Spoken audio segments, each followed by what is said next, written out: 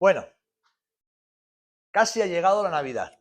Y cuando pensamos en Navidad, no debemos pensar en arbolitos, ni en regalos, ni en cabalgatas y cosas de esas, sino que debemos pensar en la persona más importante que es el motivo de la Navidad.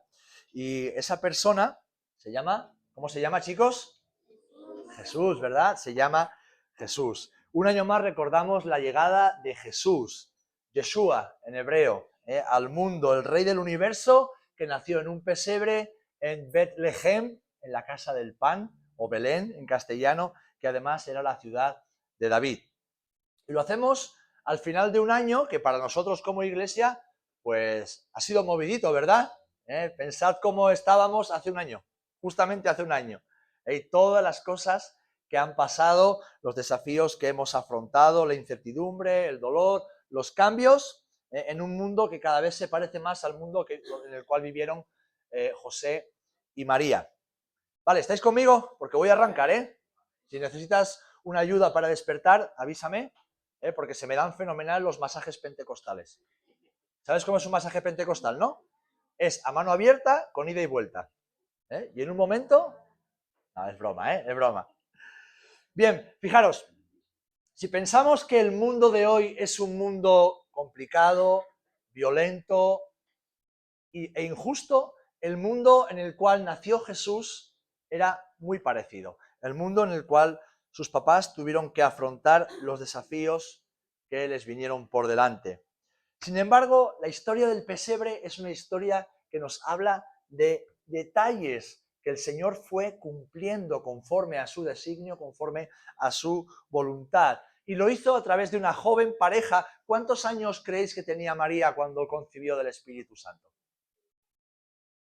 Dicen 16 por aquí, 20 por allá, 40 por aquí, 19, 14. Bueno, es muy probable que María tuviera entre 13, 14, no más de 15 años. ¿Por qué? Porque era la edad en la que las niñas judías se desposaban.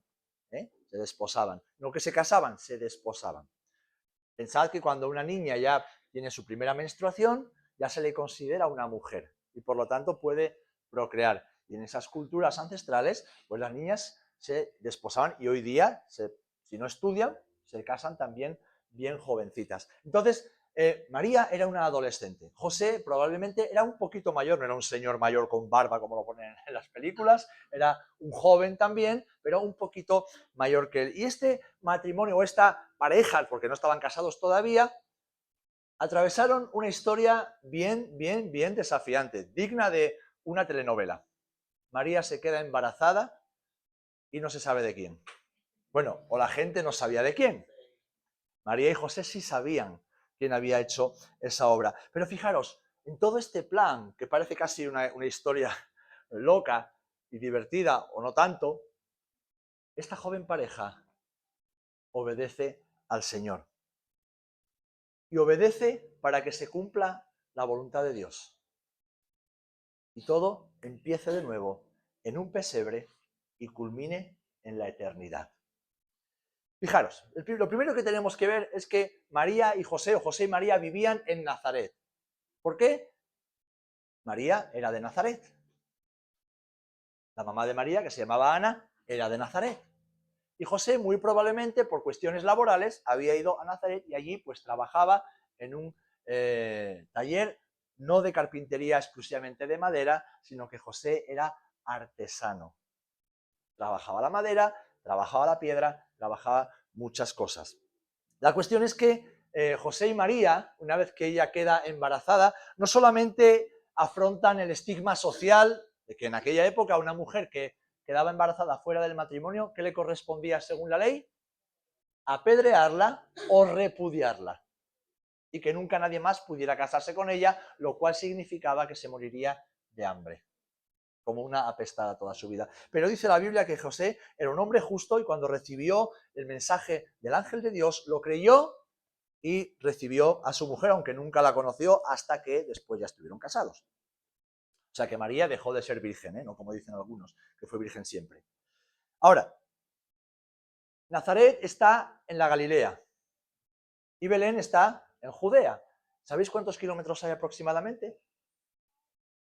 150 kilómetros.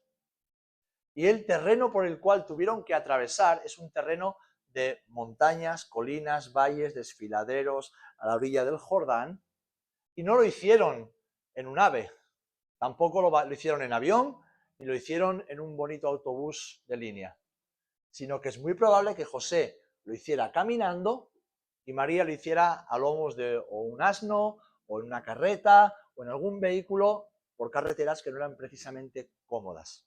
Aunque es verdad que los romanos las carreteras las hacían bien. Pero fijaros, una mujer embarazada, un viaje que dura varios días,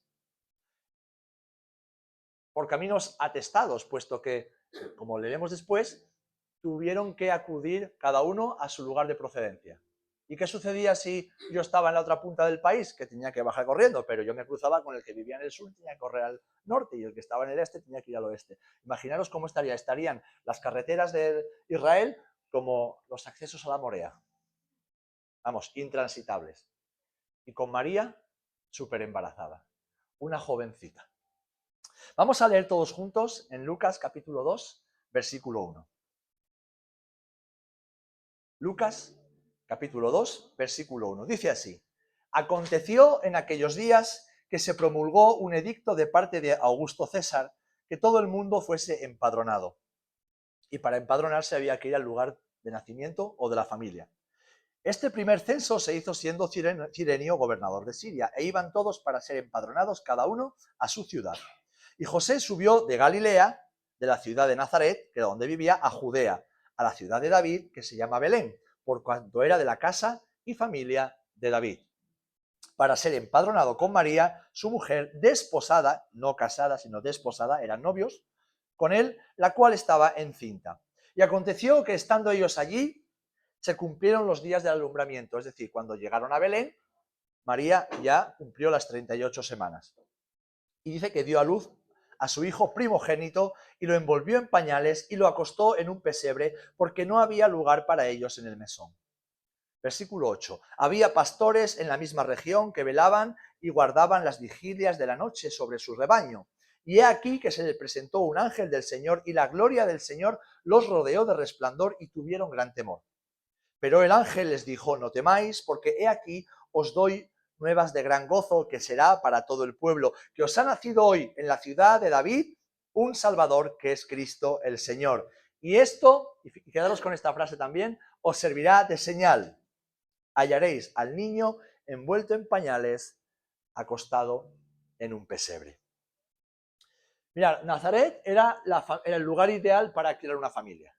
Esta joven parejita iba a tener su primogénito y Nazaret era el lugar ideal. Tenían allí a su familia, tenían el negocio, conocían la ciudad, todo el mundo los conocía. Nazaret era una ciudad no muy grande, pero un lugar próspero porque estaba en medio de la Galilea, cruce de caminos, ciudad donde se podía construir bien una familia. Así que lo único o lo último que esta pareja necesitaba dentro del estrés de la concepción del niño era tener que desplazarse a la otra punta del país. Pero, ¿sabéis? Jesús no podía nacer en Nazaret. Jesús no podía nacer en Nazaret.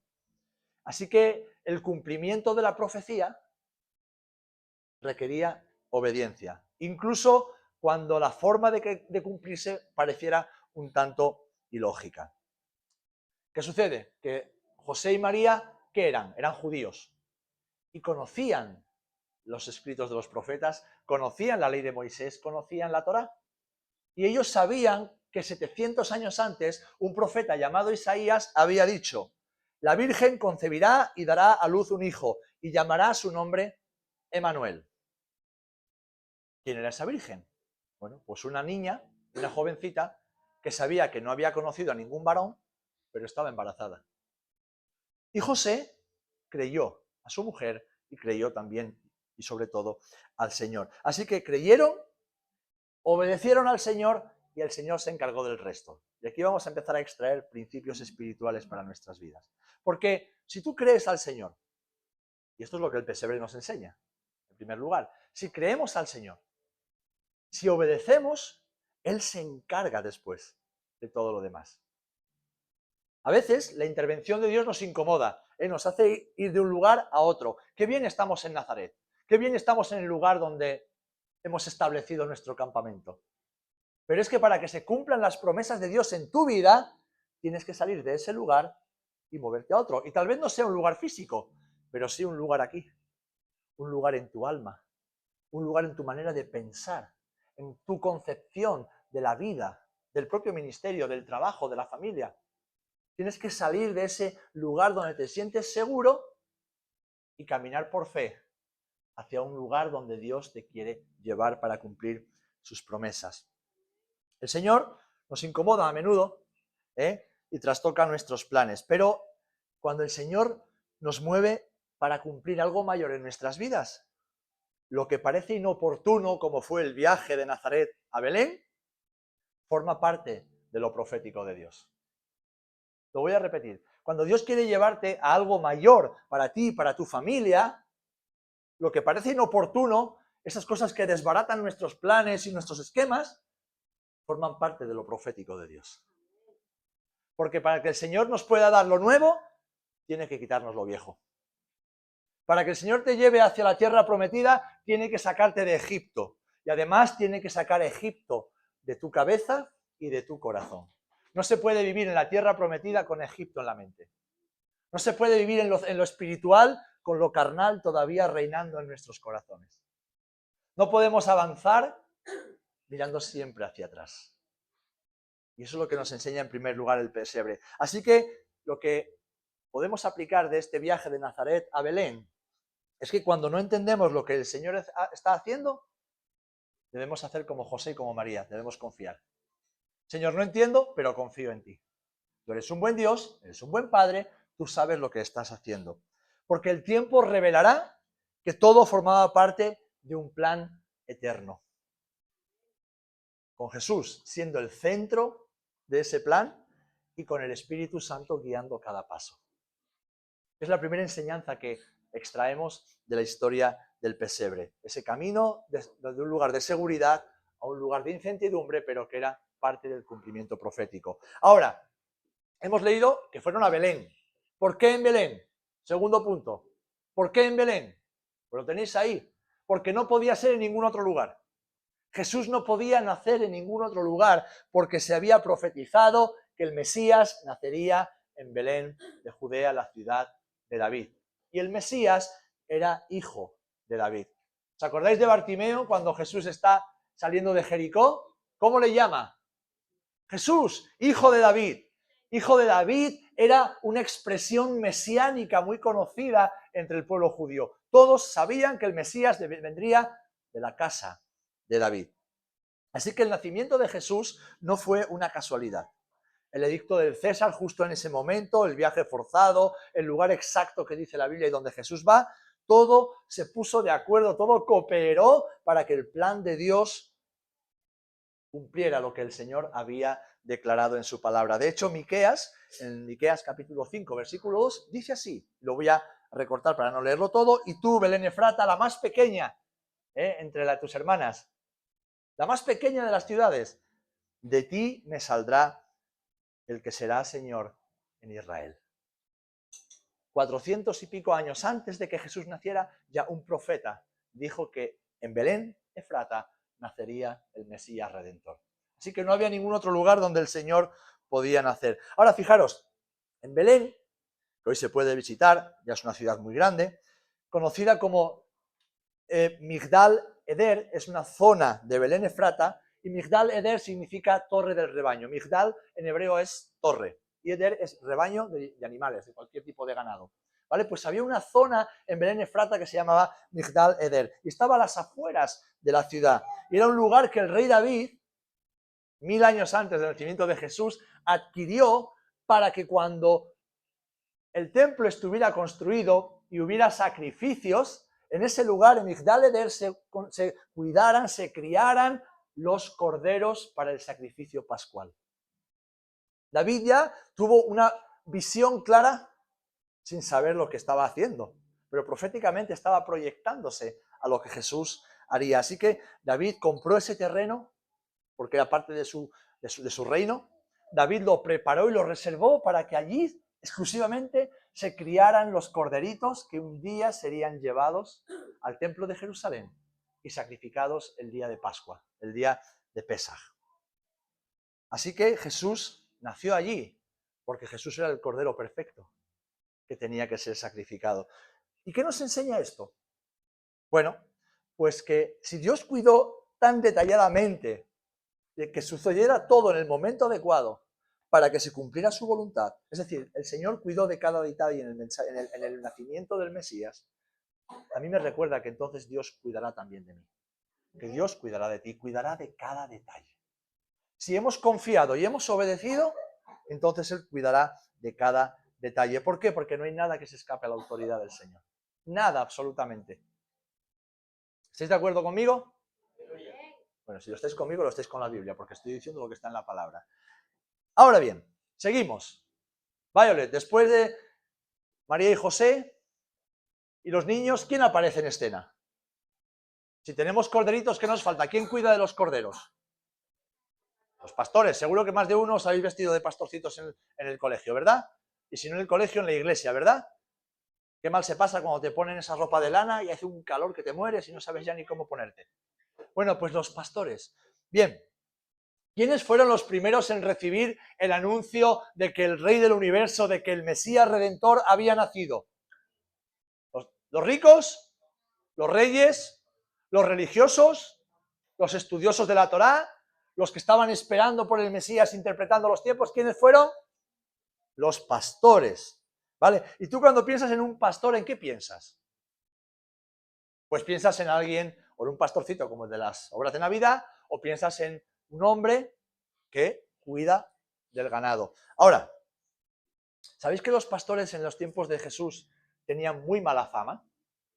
Tenían fama de pendencieros, de peleones, tenían fama de brutos, tenían fama de ser gente problemática, y es que lo era.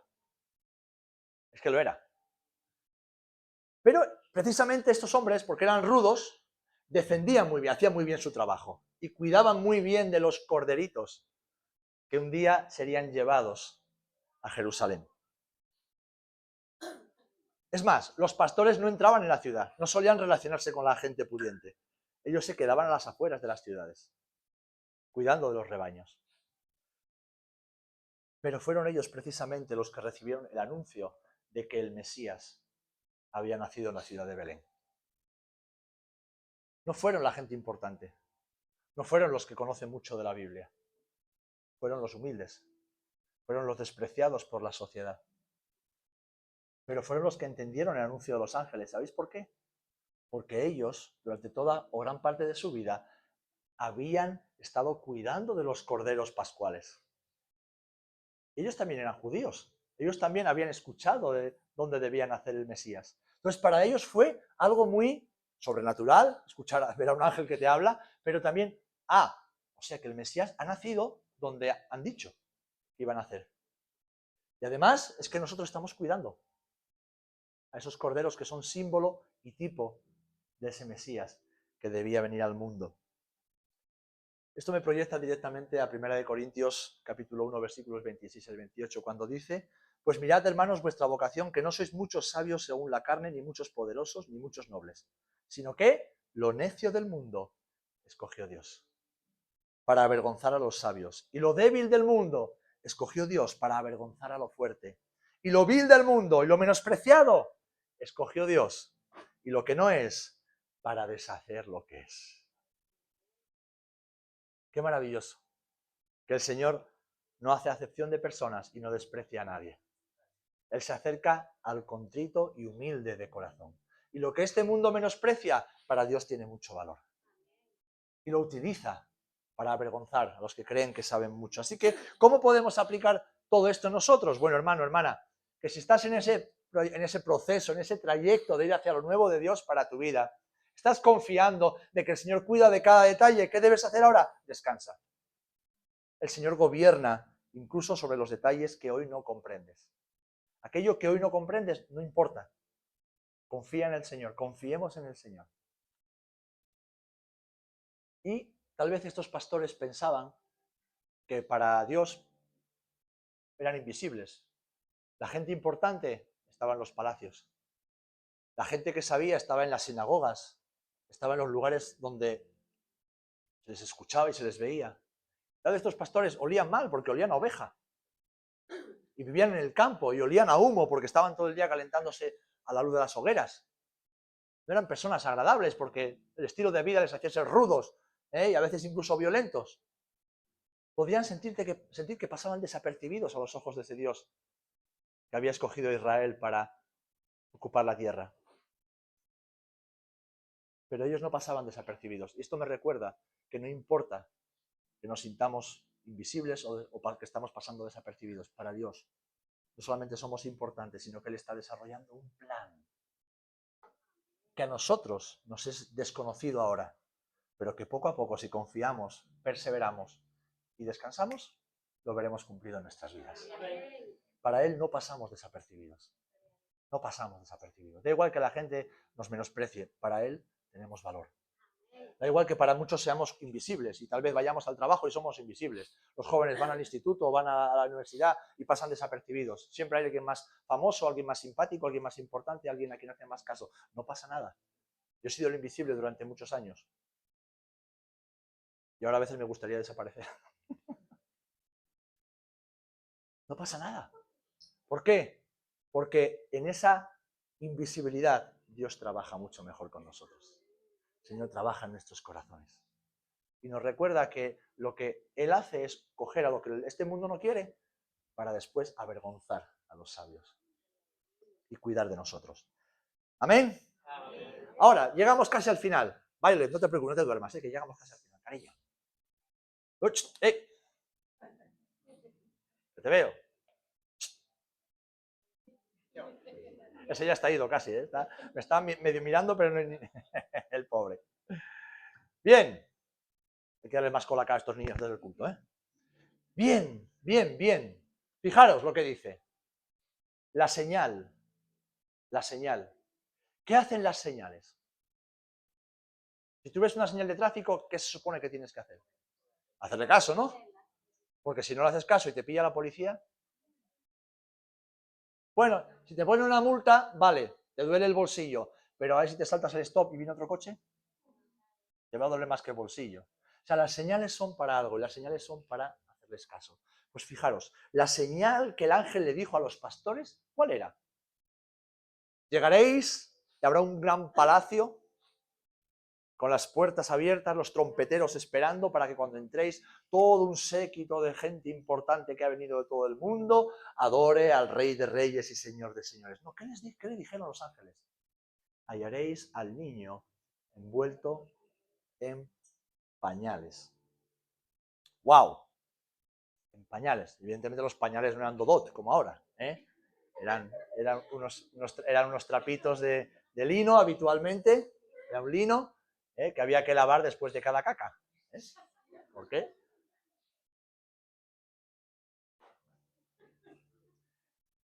A menudo pensamos en hoy un nene, un bebé envuelto en pañales. Qué humilde era Jesús.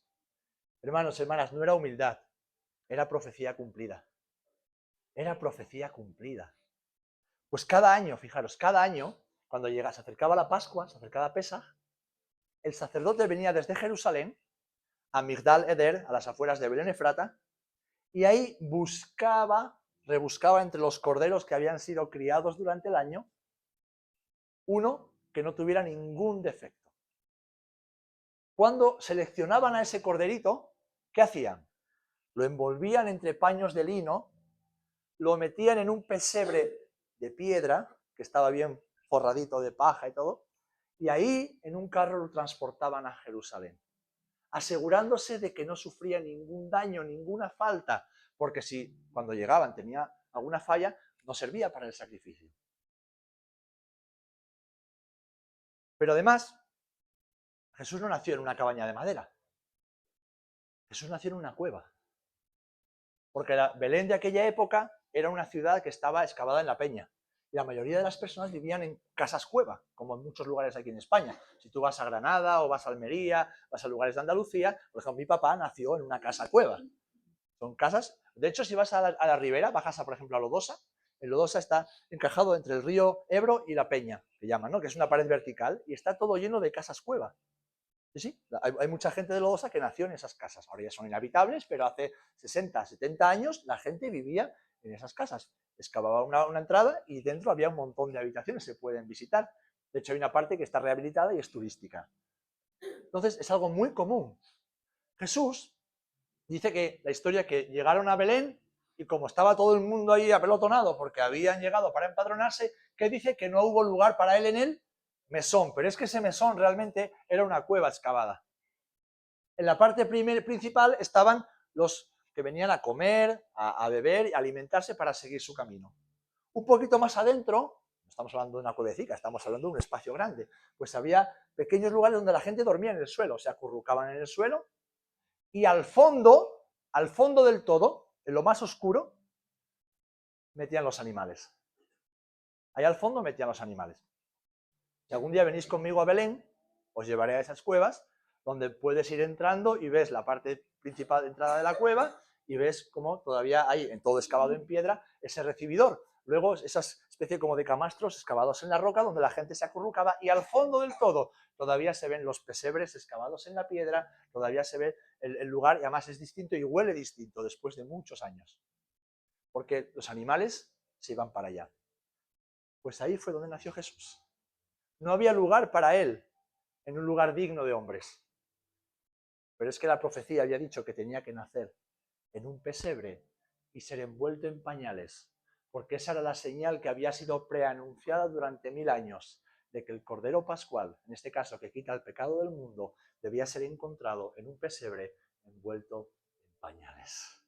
Así que cuando los pastores entraron, sabían lo que estaban buscando.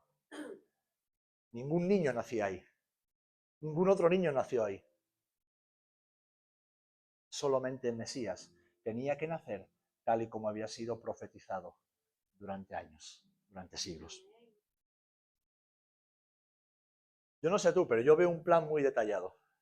Yo veo como el Señor fue escribiendo la historia y guiándola para que Jesús naciera donde Miqueas había dicho que habría de nacer y que lo hiciera tal y exactamente como el ángel dijo que habría de nacer. Ahora, ¿qué hicieron los pastores cuando llegaron? Lo adoraron. Lo adoraron. No les importó el lugar. Es más, dice la Escritura que después vinieron los magos, que no eran reyes, eran magos, eran sabios que venían posiblemente de Babilonia, de Oriente. ¿Y qué hicieron? Llegaron y lo adoraron. No les importó el lugar, porque lo importante no era el lugar, lo importante no era el pesebre, lo importante no era el entorno, lo importante era la persona. Era la persona. ¿Y sabéis? Con todo esto, quiero que me escuches bien. ¿Alguna vez has sentido que estás como perdiendo el control sobre tu vida, que pasan cosas y no puedes controlarlas? Que hay acontecimientos que se te escapan del control. Hermanas, eso que os pone tan nerviosas, de no controlarlo todo. ¿Cómo se ríen, Pues quiero que sepas esto. La historia del pesebre nos recuerda que Dios no improvisa con sus hijos. Él no improvisa con sus hijos. El hecho de que no entendamos algo que el Señor está haciendo en nuestras vidas no quiere decir que se esté equivocando, quiere decir que no estamos entendiendo. Pero Él no improvisa. Su plan es perfecto, es detallado y es fiel. ¿Amén? Así que quiero dejarte con esta reflexión final. Al igual que el Señor llevó su plan profético a cabo, sin importar las circunstancias, y Él movió los hilos para que todo confluyera en el lugar, el momento, la hora que Él había determinado en la eternidad, así el Señor cuidará de sus planes para tu vida. Exactamente igual el Señor cuidará. ¿Qué tienes que hacer tú? Pues lo que hicieron José y María. ¿Qué hicieron? Cuando recibieron la orden del ángel, creyeron, obedecieron y confiaron. Ellos confiaron. No sabían lo que iba a pasar, pero dice que ya cuando María iba viendo que llegaban los pastores, que llegaban los ángeles, ¿qué dice? Dice que ella guardaba todas estas cosas en su corazón. Así que la historia del nacimiento de Jesús nos recuerda que Dios es soberano, hermanos. Él es soberano sobre tu vida, no tienes nada de qué preocuparte. No importa que los acontecimientos y las circunstancias sean complejas, lo serán, pero Él está por encima de todo eso. Él está guiando, Él está cuidando, Él está proveyendo. ¿Vosotros pensáis que José y María estuvieron siempre felices y contentos como se les ve en las películas? Tendrían más miedo que vergüenza. Eran dos jóvenes asustados, avergonzados por el estigma que había sobre María. A José le dirían, eres un calzonazo, eres un cornudo, pero ¿cómo te casas con esa chavala? Que te ha engañado antes de casaros. Eso es lo que le decía la gente a José. Es lo que le decía la gente a José. Así que él creyó a Dios, confió en él y le obedeció. Se habla mucho de María, pero algún día os contaré la historia de José. Qué hombre de fe, qué hombre obediente que asumió la responsabilidad de cuidar y criar al Hijo de Dios. Dios estaba moviendo incluso a través de las luchas de María, de los miedos de José, de las dificultades, y lo hizo para trazar una historia de redención. ¿Cuántos queréis hacer grandes cosas para el Señor? Yo quiero hacer grandes cosas para el Señor. Y no sé lo que eso significa, ¿vale? Pero yo no quiero pasar desapercibido en esta vida. Los telediarios que me queden, quiero aprovecharlos bien. Y el Señor todo eso no lo hace con vidas fáciles sobre caminos de rosas. El Señor siempre se mueve a través de las dificultades, porque es una lucha espiritual grande. La luz contra las tinieblas, el cielo contra el infierno. Todo eso implica resistencia, pero a la vez avance, y avance, y avance. Y luchas, pero victorias. Y a veces miedos, y a veces dudas, pero avance. Siempre hacia adelante con el Señor. Amén. Porque desde el pesebre podemos no quedarnos mirando al niño, que ya no es un niño, ¿eh? Y el niño Jesús no está en el pesebre. Pero es que el hombre Jesús tampoco está en la cruz, ni está en la tumba. Él está en el trono celestial. Entonces, desde el pesebre podemos proyectarnos hacia el cielo. Y de esta historia, que es una historia donde Dios nos muestra su fidelidad, su cuidado, lo detallista que es en nuestras vidas, podemos proyectarnos hacia la eternidad y ver que ya ese niño ya no es un niño. Y aunque el Señor lo trajo como un bebé, Él volverá como un león. El león de la tribu de Judá, de la casa de David. Y así como el Señor fue llevando a José y a María de la mano, aunque ellos no lo veían, para que se fueran cumpliendo todas las cosas. Y luego el Señor trajo a los ángeles de la mano para que se cumpliera todo lo escrito. Y el Señor trajo con la estrella a los magos de Oriente para que se cumpliera lo escrito. Y el Señor llevó a José y a María a Egipto después para que se cumpliera lo escrito. Y de Egipto, en lugar de volver a Belén, los llevó a Nazaret para que fuera llamado lo que dijo que se llamaría llamado Nazareno, a pesar de que nació en Belén. Y todo para que todo lo profetizado se cumpliera. Pues ese Dios que hizo todo eso es nuestro Dios. Es tu Dios. El Dios en quien has creído y en quien has confiado. Por lo tanto, Él sigue escribiendo historias maravillosas. Historias maravillosas. Y yo quiero ser de los que creen. Quiero ser de los que confían y de los que obedecen. ¿Tú qué quieres ser? ¿A que sí también, eh?